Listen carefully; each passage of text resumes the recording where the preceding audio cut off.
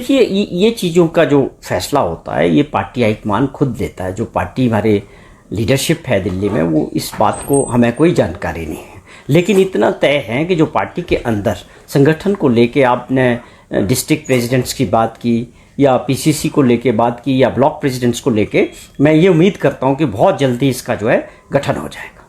Sir, CM साहब का जो दौर टूर है वो 2 राज्यों में भी जा रहे हैं। क्या कोई निवेश को लेकर के वहाँ पर बातचीत होनी है? जैसे ये कहा जा रहा है कि टूरिज्म और जो हाइड्रो है, पावर के सेक्टर में जो है वो निवेश कर सकती है सरकार। देखिए, एक बहुत सिंपल सी बात है कि जो हमारा तीसरा बजट था प्रदेश के अंदर, माननीय मुख्यमंत्री जी ने जो प्रस्तुत किया था, उसकी सबसे बड़ी कुछ बहुत बड़ी बातें हैं जिसमें आपने जिक्र किया कि इन्वेस्टमेंट को लेके भी, चाहे आप टूरिज्म का क्षेत्र ले लें या और क्षेत्र में जैसे हाइड्रो पावर को लेके आप बात करें। अभी आप देखें कि आप लोगों के सामने था कि तेलंगाना गवर्नमेंट के डिप्टी चीफ मिनिस्टर साहब हिमाचल प्रदेश आए थे और माननीय मुख्यमंत्री जी के साथ मिलके एक MOU साइन हुआ है कि किस प्रकार से वो सरकार यहाँ पर 2 प्रोजेक्ट्स लाहौल स्पीति के अंदर लगाने जा रही है और उसका उन्होंने जो अपफ्रंट प्रीमियम मनी था वो भी डिपॉजिट किया, MOU भी साइन किया। ये बहुत अच्छे संकेत हैं कि एक राज्य जो है, राज्य के स्तर पे अगर इन्वेस्ट करेगा तो पावर प्रोजेक्ट्स के हाइड्रो पावर में हम आगे बढ़ेंगे। और ये हमारी प्राथमिकता भी थी कि जब हम हरित राज्य की बात करते हैं तो उसमें सोलर पावर की तरफ और हाइड्रो पावर की तरफ जाना चाह रहे थे, तो बड़े अच्छे संकेत आए थे। इस बजट में और क्या खासियत थी कि ये जो है ग्रामीण अर्थव्यवस्था को मजबूत करने की जो मुहिम माननीय मुख्यमंत्री जी ने पहले 2 बजट में भी रखी थी, उसी को आगे बढ़ाने के लिए और मजबूती से, आप समझें कि 80% से ऊपर की जो जनसंख्या वो गाँव में रहती है। रूरल क्षेत्र को मजबूत करना, उनके हाथ में एक ताकत देना, चाहे वो महिला है, उस दृष्टि से इस बजट में काम किया गया। आप समझें कि जिस प्रकार से आप गाय व दूध पैदा करने वाले जो किसान हैं, उसमें लगातार जिस प्रकार से दूध की कीमतों में वृद्धि की गई है, पहले 10-12 रुपये पिछले वर्ष की गई और इस बार के बजट में 6 रुपये प्रति किलो गाय के और 6 रुपये प्रति किलो भैंस के दूध में फिर से इजाफा करके एक मैसेज है कि जो इस धंधे से लोग जुड़े हैं, किसान हैं, उनके हाथों में पैसा जाए। और मुझे लगता है इसके परिणाम, जो फीडबैक भी आया है पिछले वर्ष, वो भी बहुत अच्छा आया। लोग और जुड़ रहे हैं, गाय पालन कर रहे हैं, दूध बेच रहे हैं, जो हम प्रिक्योरमेंट कर रहे हैं मिल्क फैट के जरिए, वो भी बढ़ा है। तो इस तरह से गाँव की महिलाओं के हाथ में और पैसा गया है। तो ये ग्रामीण अर्थव्यवस्था को मजबूत करने का एक बहुत अच्छा उदाहरण था जिसमें अच्छा काम हुआ है और तेजी से ये आगे और बढ़ाने के उद्देश्य से इस बजट में काम किया गया।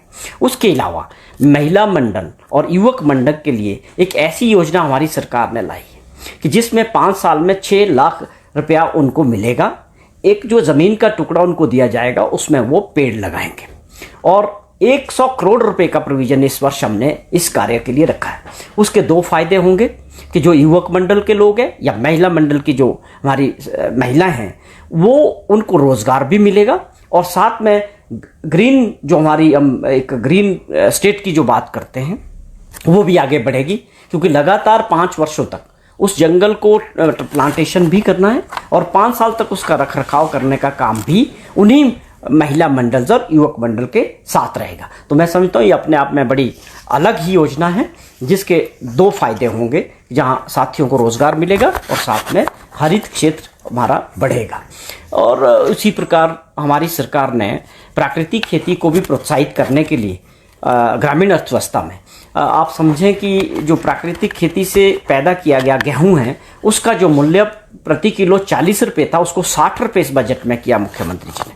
और मक्की का जो कीमत था वो 30 रुपये से 40 रुपये किया। और जो कच्ची हल्दी है उसका जो कीमत निश्चित किया है वो 90 रुपये प्रति किलो किया है। और किसान भाइयों को इसमें घबराने की ज़रूरत नहीं है, जो उनका प्रोडक्ट होगा उसको सरकार खरीदेगी, क्योंकि मिनिमम सपोर्ट प्राइस के तौर पे हम उनका जो भी वो पैदा करेंगे नेचुरल खेती से, प्राकृतिक खेती से, उसको सरकार उनसे खरीदेगी। तो इस प्रकार के बड़े फैसले इस बजट में हुए और भी युवा साथियों को रोजगार और स्वरोजगार के अवसर प्रदान करने के लिए भी इस बजट में काम हुआ है, जहां 25,000 युवा साथियों को रोजगार देने की सरकारी क्षेत्र में बात की गई और उसी प्रकार स्वरोजगार, जो आप अपना काम धंधा करते हैं, उसको प्रोत्साहित करने के लिए बड़े फैसले लिए गए। ट्रांसपोर्ट के जरिए युवा साथियों के लिए बहुत सैकड़ों की संख्या में बस के रूट उनको दिए जाएंगे और खरीदने के लिए उनको जो है अनुदान भी दिया जाएगा। और उसके अलावा आप समझें कि ऐसी फूड वैन्स के लाइसेंस भी दिए जाएंगे जो वो टूरिस्ट डेस्टिनेशन में लगा सकते हैं, और उसमें अनुदान भी 30% दिया जाएगा।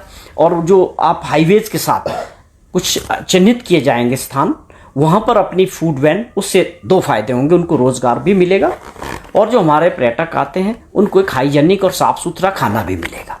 और इसके अलावा मुख्यमंत्री जी ने एक और योजना युवा साथियों के लिए इस बजट पे रखी है कि हम ऐसे युवाओं को भी प्रोत्साहित करेंगे, उनको लाइसेंस देंगे जो ऑटो रिक्शा, आप समझे, जो ई वाहन की प्योरली जो है इलेक्ट्रिक होगा, और उसको आइडेंटिफाई किए जाएंगे कि किन किन क्षेत्रों में ये हिमाचल के चल सकते हैं। मुझे उम्मीद है कि हज़ारों साथियों को इसका जो है रोज़गार मिलेगा और वो अपने आप एक उसको उसमें अनुदान भी देंगे उस ऑटो रिक्शा खरीदने के लिए।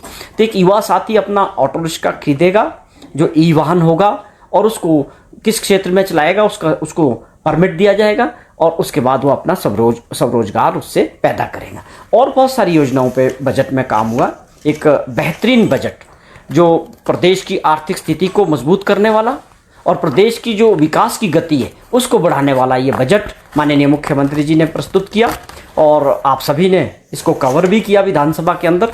मैं बधाई देता हूँ अपनी सरकार को और माननीय मुख्यमंत्री जी को कि जिन परिस्थितियों में उनको ये मौका मिला था, लगातार अर्थव्यवस्था में तेजी से सुधार हुआ है। पिछले 2 वर्षों में 2800 करोड़ रुपए का एक्स्ट्रा रेवेन्यू जनरेट करके लोगों के विकास के लिए लगाया गया।